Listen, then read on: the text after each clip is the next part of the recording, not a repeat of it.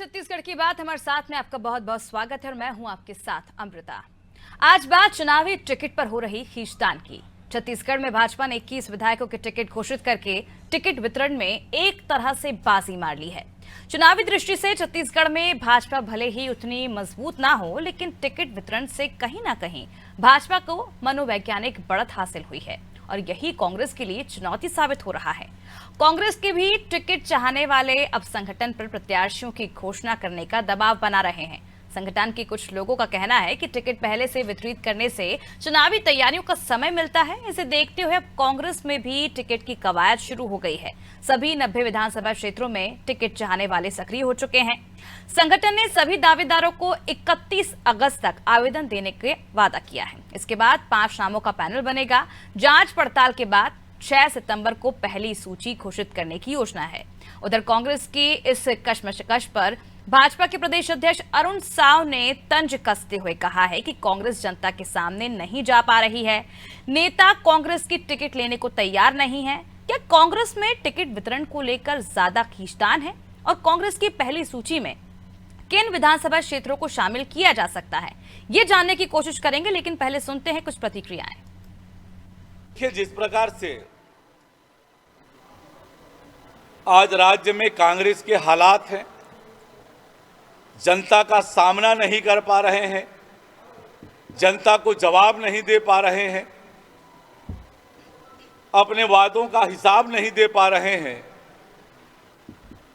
कांग्रेस के लोग कांग्रेस की टिकट पर चुनाव लड़ने के लिए तैयार नहीं है। हम पहली लिस्ट निकालने के लिए उस दिन हमारी एक्सरसाइज होगी।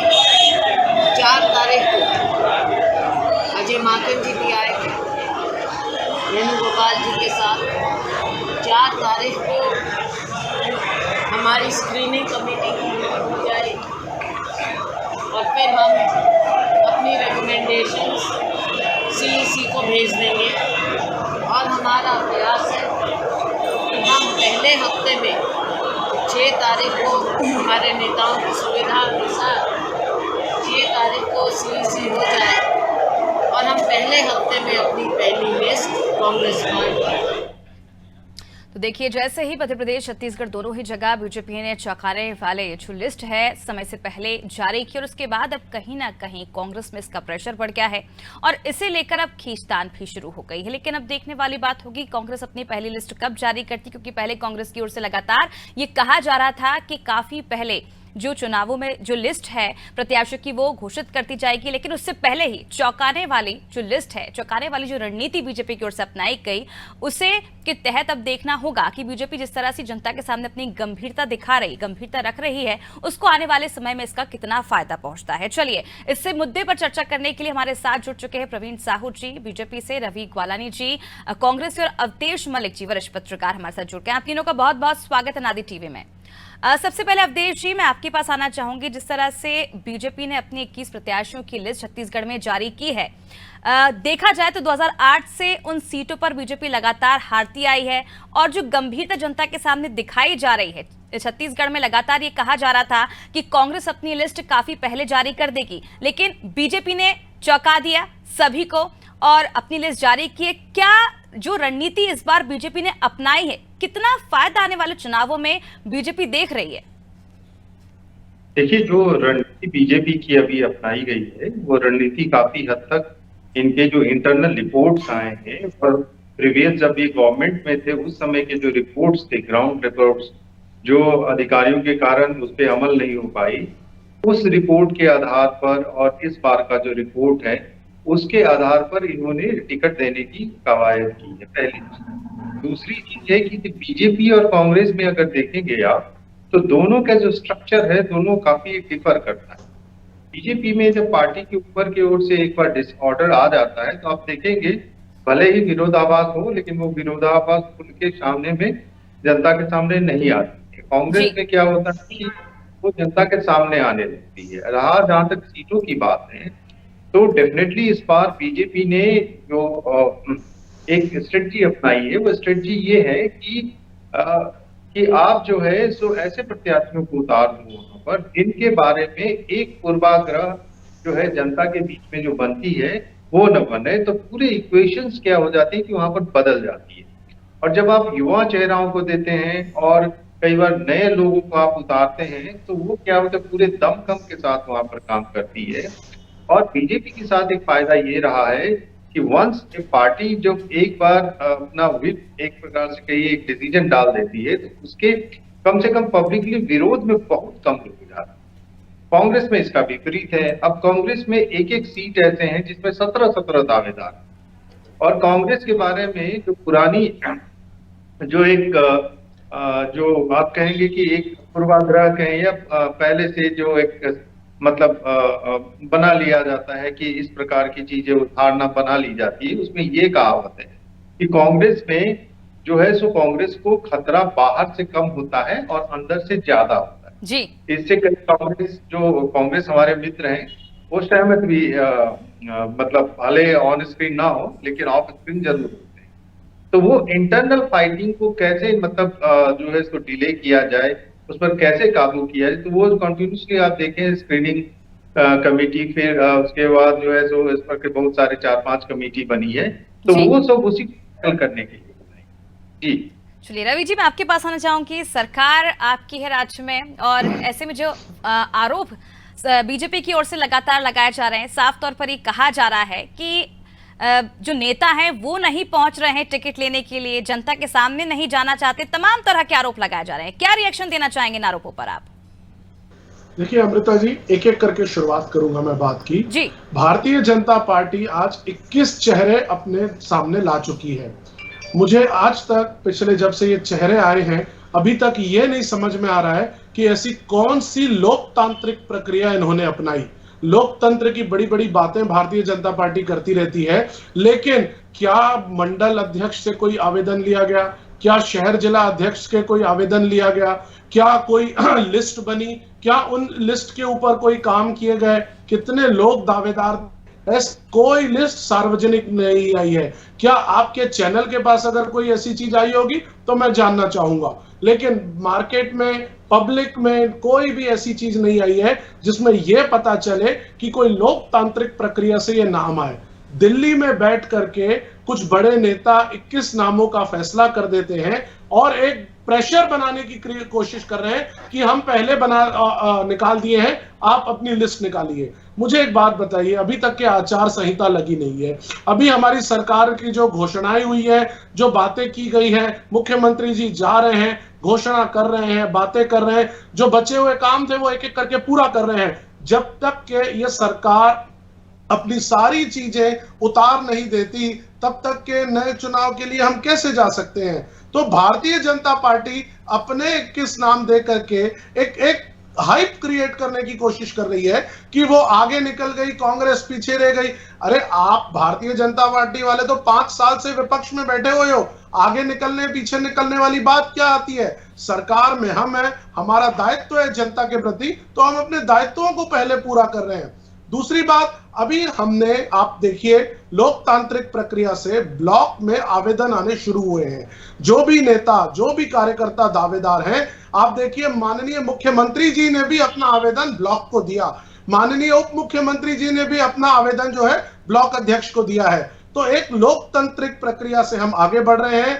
उसके बाद स्क्रीनिंग कमेटी बैठेगी, अलग अलग लेवल पर इसकी छटनी होगी और अंत में जाकर के कैंडिडेट्स डिक्लेयर होंगे। तो कांग्रेस पार्टी, हमारे राष्ट्रीय अध्यक्ष का चुनाव हो या हमारे विधायकों के लिए हमारे जो दावेदार हो। चलिए रवि जी, जिस तरह से आप आरोप लगा रहे हैं, अवधेश से ही पूरा समझ लेते हैं कि अवधेश जी, मैं आपको रोकना चाहूंगी रवि जी। अवधेश, क्या ऐसा कोई क्राइटेरिया है कि आचार संहिता से पहले आप प्रत्याशियों के नामों का ऐलान नहीं कर सकते हैं? क्या ऐसा कोई नियम है?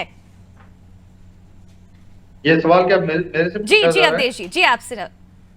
देखिए ऐसा कोई मतलब शायद से रूल्स नहीं है कि जो है सो आप पहले घोषित करते हैं या कुछ। जो मॉडल कोड ऑफ कंडक्ट है उससे पहले आपको जरूर घोषणाएं करनी पड़ती है, क्योंकि पार्टी को बी फॉर्म इशू करना रहता है जी। तो एक जो वैधानिक प्रतिबद्धता है वो है। अब आप जो है सो इलेक्शन से कितने दिन पहले करना चाहते हैं, नहीं कर, वो इंटरनल पार्टी की स्पेसिफिक और इंटरनल जो है जो स्ट्रेटजी होती है उसके हिसाब से काम होता है। जहां तक रहा टिकटों का बंटवारा, तो देखिए टिकटों का बंटवारा में जो मतलब लाख दावे किया कर लिया जाए, लेकिन ये होता है कि जो मुख्य रूप से वो 15-20 चेहरे रहते हैं वही एक टाइप से डिसाइड करते हैं कि किसको टिकट दिया जाना चाहिए, किसको नहीं टिकट जाना चाहिए, किसने पैसे के हिसाब से किसने कितना पैसा दिया उसके बेस पे टिकट मिलना चाहिए, कि हर एक पार्टी में होता है, या किसका कौन सा बैकअप है उस हिसाब से मिलता है। तो देखिए पहले तो क्या होता है कि जितने भी नेता होते हैं शीर्ष पर, वो चाहते हैं कि उनसे जुड़ा हुआ व्यक्ति को पहले टिकट मिले ताकि उनका दावेदारी मजबूत हो। ये अक्रॉस हर एक पार्टी में ये।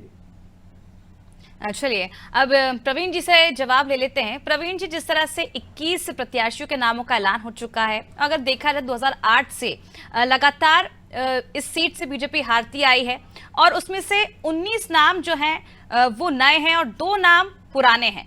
ऐसे में आपको क्या लगता है, क्या उम्मीद है? जब आपकी सरकार थी राज्य में तब तो इस सीट से जीत हासिल नहीं हो पाई, लेकिन अब आपकी सरकार भी नहीं राज्य में, अब क्या उम्मीद कर रहे हैं? सबसे पहले तो मैं भारत माता की जय कहता हूँ। जय छत्तीसगढ़। आपके सम्मानित चैनल के सभी दर्शकों को प्रणाम। ग्वालियर जी, अवधेश वली, आपको नमस्कार अमिता जी। देखिए, लोकतंत्र की बात आज कौन कर रहा है? कांग्रेस पार्टी। ये वही कांग्रेस पार्टी जिसने देश में इमरजेंसी लगाई, तो लोकतंत्र पर बात करने का अधिकार तो इनको निश्चित रूप से नहीं है। आदरणीय रवि जी मेरे बड़े भाई है, बहुत अच्छे शब्दों में उन्होंने स्वीकार कर लिया कि Bharatiya Janata party pressure create कर रही है। इन्होंने स्वीकार कर लिया आज इस बड़े चैनल में, सामान्य चैनल में, कि ये लोग प्रेशर फील कर रहे हैं। निश्चित रूप से ये अपनी हार स्वीकार करते हैं। भाई कुछ दिन पहले जब आदरणीय इनके राष्ट्रीय अध्यक्ष आए थे, माननीय जी, मैंने आपको इंटरप्ट नहीं किया, आप मेरे बड़े भाई, मैंने आपको इंटरप्ट नहीं किया, है ना? सम्मान से निवेदन करूंगा, सुन लीजिएगा। देखिए, जब खड़गे जी आए थे तब बैकड्रॉप में जो लगा था, है ना, बैकग्राउंड में वहां नारा क्या था?